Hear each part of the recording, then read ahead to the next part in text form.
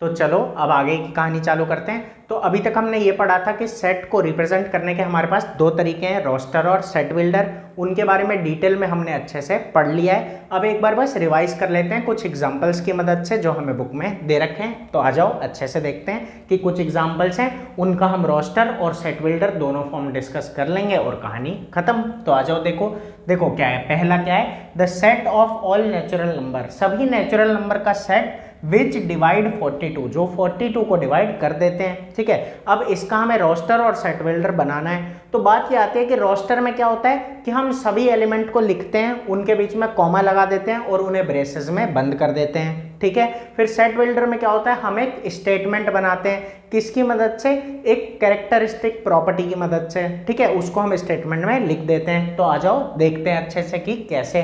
तो देखो, जब बात करेंगे रोस्टर फॉर्म की, तो सभी नेचुरल नंबर चाहिए जो 42 को डिवाइड कर देंगे। तो ऐसे सभी नेचुरल नंबर है 1 2 3 6 7 14 21 और 42।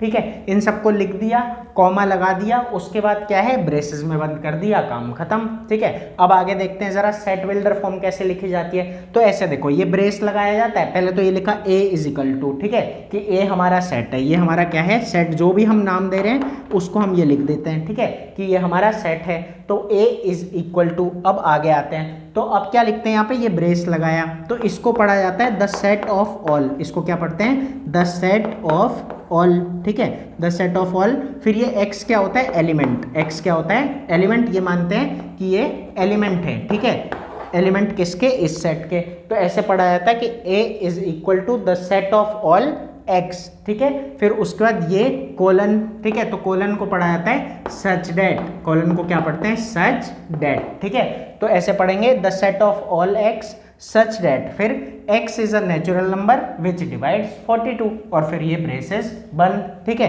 तो इतना समझ में आया होगा कि ऐसे इसको पढ़ा जाता है और इस तरीके से लिखा जाता है कि हमने प्रॉपर्टी लिख दी कि the set of all x, कि सभी x का सेट है। ठीक है, कि सच डेट, कि जो x है हमारा वो क्या होगा, नेचुरल नंबर। तो बस एक प्रॉपर्टी को लिख दिया एक कोलन की मदद से और ब्रेसेस की मदद से, समझ आ गया होगा अच्छे से। ठीक है, और x हमारा सभी एलिमेंट को शो या डिनोट कर रहा है। अब यहाँ आ जाते हैं, जैसे ये है सभी वॉवल्स का set, the set of all vowels in the English alphabet. तो रोस्टर फॉर्म में सबको लिख दिया AEIOU, कॉमा लगा दिया और ब्रेसेस में बंद कर दिया। सेट बिल्डर में स्टेटमेंट कैसे किया कि B, मान लो ये सेट है B, ठीक है, या V भी मान सकते थे, तो इज इक्वल टू में लिखा the set of all Y।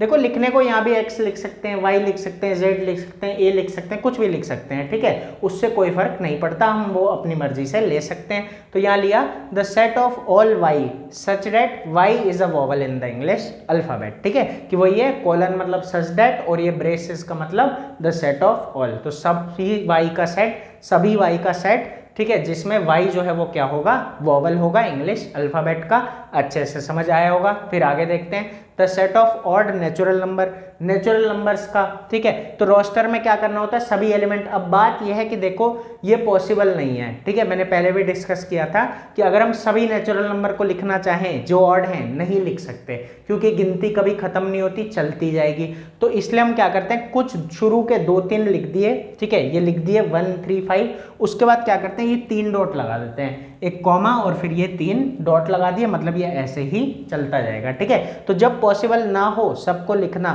तो ये 3 डॉट लगा दिए जाते हैं, काम खत्म हो जाता है। तो यही है बिल्कुल कि रोस्टर में क्या करते हैं 1 3 5 फिर 3 डॉट और ये बंद हो गया ब्रेसेस में। ठीक है, यही रोस्टर है। अब आ जाते हैं सेट बिल्डर पे।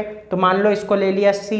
ठीक है, तो C is equal to the set of all Z such that Z is an odd natural number, की Z क्या है, ऑड नेचुरल नंबर। तो इस तरीके से तो रोस्टर में हम सभी एलिमेंट को लिख के दिखाते हैं और सेट बिल्डर में हम स्टेटमेंट को देखते हैं। ठीक है, उसकी मदद से सेट को बना सकते हैं दिमाग में कि ये किस चीज का सेट होगा।